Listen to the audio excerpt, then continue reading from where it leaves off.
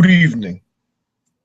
My name, as you know, is Prince Ty, and I am here for another video edition of my power rankings with Edgic for Survivor Season 32 Kaoh Rong.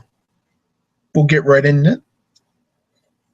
As always, we start with the boot for this episode, which was our dear departed, I guess, the last of the douches? No, not the last of the douches. There are some certainly left, but certainly the prettiest of the douches. Nick, gone too soon for Elise Anderson and perhaps just right for everybody else.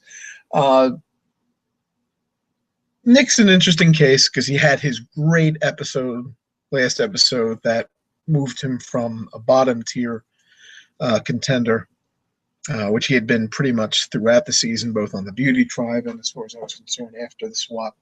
I never thought he was long for the game, given just how negative he was portrayed during it. And then he had that one really good episode, which turned out to be an outlier, which moved him in the middle of the pack. But even so, I still had concerns, given everything we had seen. And that pretty much came through in this week's episode. He went back to being overconfident. He went back to being unperceptive, non-perceptive of how he was being viewed. And Sydney was ready to cook his fucking goose. And he did not seem to notice and did not do anything whatsoever to get the heat off of his back, his dealings with Aubrey. He maybe could have skewed CPN as opposed to OTTN4. Because we did see some of his thoughts, but just in the way that he executed everything, I felt good sticking him with an OTTN and then an overall middle-of-the-road negative. The negative was obvious. He's pretty much end-tone anytime he spoke throughout the season, save for, again, the merge episode.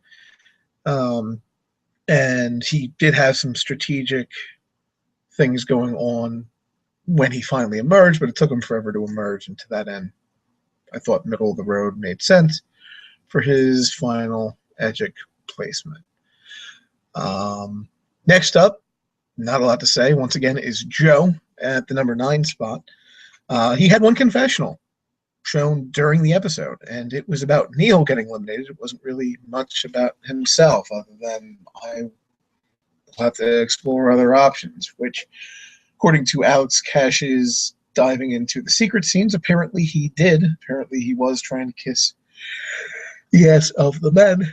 And, good on him, but they didn't bother to show it, which means that to the casual viewing fan, they don't think Joe did shit this episode. And, he hasn't done much. And it's kind of late in the game for him to start doing things at this point, other than the one thing that he has been shown to do every couple of episodes, which is get cranky and yell at people. He got cranky and yelled at Liz. He got cranky and yelled at Peter. One would imagine he'll probably do it one more time at some point and get voted out. It's one thing for them to do this sort of edit with a female winner because that's what Survivor likes to do. They're not doing it for Joe here. Joe is toast.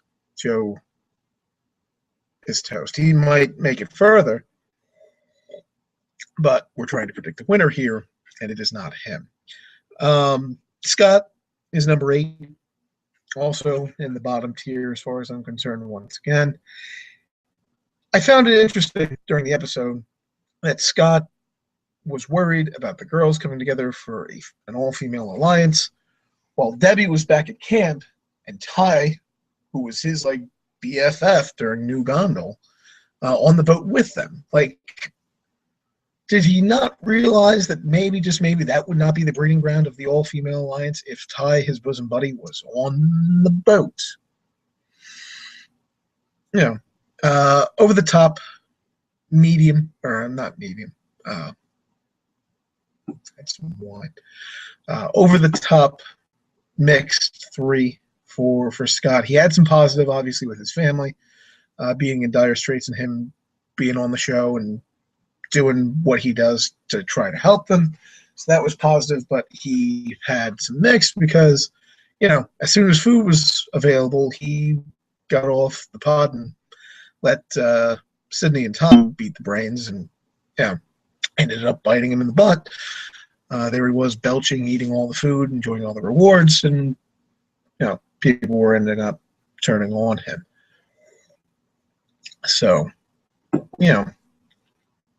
pretty clearly over the top. It didn't see much detailed thought other than, oh, the brains are gone, which they weren't.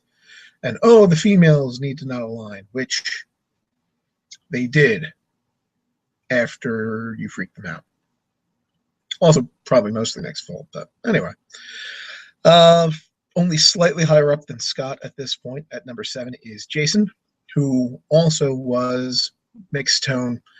A skewed CP for him, because even though he's an over-the-top character with his general boisterousness, he, of the Jason-Scott pair, have consistently been the one to thoughts in more detail. And to that end, I skewed complex personality.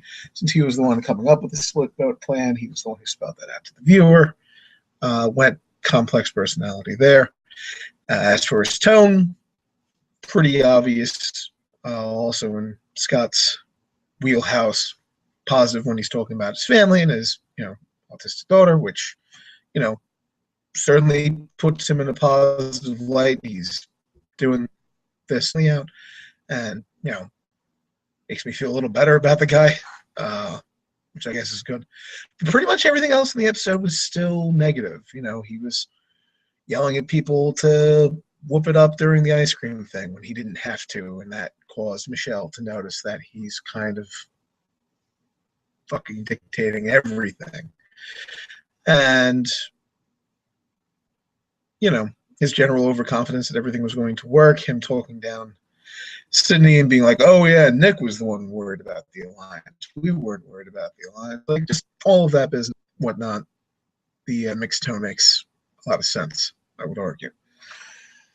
At number 6, we have my personal favorite, the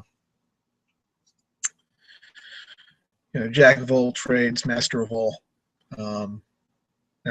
Someday, I'll be Debbie's puzzle. I can only hope.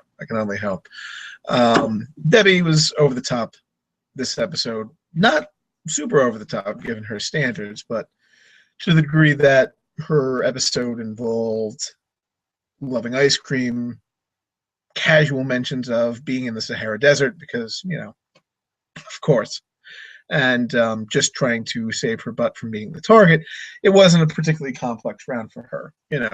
She was sitting up,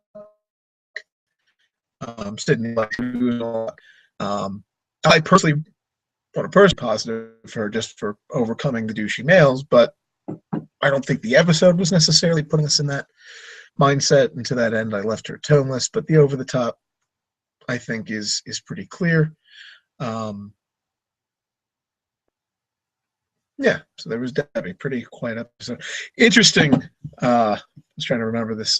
Interesting that of all the people to admonish Nick for being overconfident, it was Debbie. What a difference an episode makes. That was fun. I enjoyed that. At number 5, and out of the contenders, the main contenders at this point, I feel, given her episode, was Aubrey. Aubrey was also, as far as I was concerned, over the top this episode. She did have her entertaining and perceptive confessional about how the tribe was turning out like high school with the jocks and the pretty people. But the delivery, I felt, was pretty much over the top. And then she was crying about how she couldn't pick the reward team right. And that was pretty much the last confessional that she got. And she was also pretty much just in a role of scrambling and doing whatever to save her ass. Sydney wanted Nick gone. That was a person that wasn't Aubrey and Debbie. Aubrey jumped on that. So we didn't see a lot of complex thoughts. I'm actually kind of worried if the Women's Alliance is going to fracture next round, that Aubrey will be the one to go, that Aubrey will be a little bit too aggressive on Julia, and that she will go. Which is why I've tempered my expectations for her, given the fact that she was not super strategic in the round after Neil was just kind of a mess and then saved. Love Aubrey, but this episode didn't make me feel great about her chances moving forward. Also taking a big hit at number 4 and out of my main contenders, since at this point I'm only going to do 3 contenders since there's only 9 of them left, and I figure a third of the people being in contendership is enough, is my namesake, Ty. He was also over the top this round. Pretty self-explanatory as far as I'm concerned. Gutting it out in the challenge and winning. And I went with mixed tone for him because, well, for one, he was talking a lot of shit on Sydney. And I guess it was supposed to be good-natured. It's Ty. We're supposed to love Ty. And maybe that's not where his mixed tone comes from, but he was talking a lot of crap. It was kind of reminiscent for me as a Survivor fan of how everyone loves Yao Man and thinks Yao Man is such a sweet old man, when in fact he was a schemy little guy through and through. And Ty, talking all sorts of crap to Sydney about how she was going to break, and then ended up winning. Immediately went to positive tone with laying there consoling her after the challenge and going through all of that. Very over the top with how he handled tribal council. He completely goofed as far as outing the super idol, whether or not he meant to do that, whether or not that was smart. He's kind of, out there now.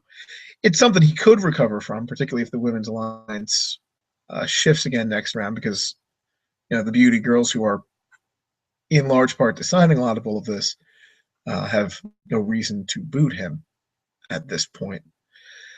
But not the best episode for him, and his tone certainly not straight positive given his goof at Tribal Council. These is our top 3, our contenders for the week. Moving back up, after I dismissed her last week, is Julia, who I had as CP2. Now, she only had one confessional, and that confessional was about how much she liked Scott, only for her to then betray Scott in the same episode. But he didn't go, so to that end, she didn't really betray him. And despite the fact that she only got that one confessional and it wasn't about the strategy going on, thus her less visibility than the other 2 that are going to supersede her, they did show her speaking a lot and counseling, in particular Michelle, as to what the ramifications of each decision would be. And taking that into consideration, I'm giving her the complex personality because it's clear that she wasn't just along for the ride. She was part of the decision-making process, and we were shown that, even if it wasn't in confessional form. So to that end, I bumped her up from what I guess would have otherwise been a middle of the road to a complex personality too. And because she was thinking on her toes, it's entirely possible, I think, at this point, that if she keeps that up, she could be a dark horse contender. Although at this point, I am still pretty certain that we are in a horse race between Michelle and Sydney as to who ends up winning this thing.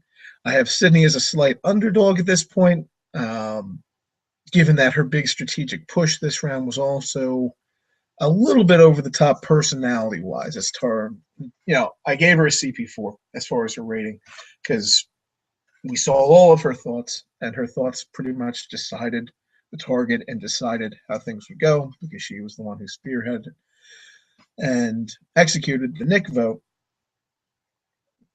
convincing the beauty girls to do it, rounding up the brain girls, etc. However, character-wise, she was a little bit over the top, and she certainly appeared to raise some flags with the Braun men, who she has now betrayed, and they might be really angry at her for that, and I feel like that might put her as more of a target. She also nearly won that challenge. She's a physical threat.